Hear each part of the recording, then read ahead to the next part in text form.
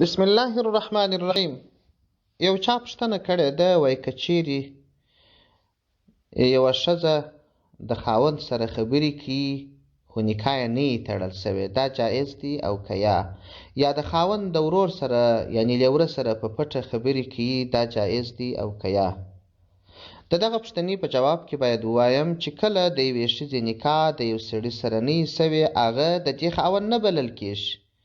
هغه پردی سړی دی. او چې نکاح یې نه وي تړل سوی، د خاوند ورور د دې لیور نه دی، پردی سړی دی. البته د پردي سړي سره د یوې ښځې د اشد ضرورت په وخت کې دومره قدر خبره جایز ده چې او یا ووایي، او یا دا چې یو ډاکټر ته ورسي او هغه پوښتنه ځینې وکړي، فقط هغه د ضرورت خبره ورته وکړي، یا د یو شرعي مسلې پوښتنه یې فقط هغه د ضرورت خبره په تنده لهجه ورته وکړي، او یا دا چې کور ته یو څوک راسي، څوک یې دا په تنده لهجه ورته وایي چې په خبرو کې نرمي نه وي، ان تر دې چې کتاب راوړي وایي په خوله کې دې ډبره واچوي چې هغه اواز څخه په اواز کې تغییر راسي. نو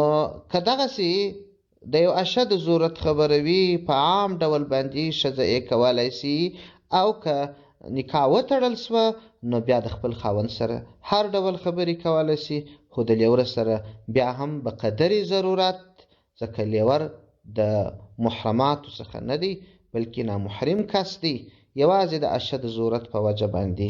خبرې د یا واخله راکه، داسې د اشد ضرورت چې پیښ سي هغه کولی سي. والسلام علیکم ورحمة الله وبرکاته. تعلیم القرآن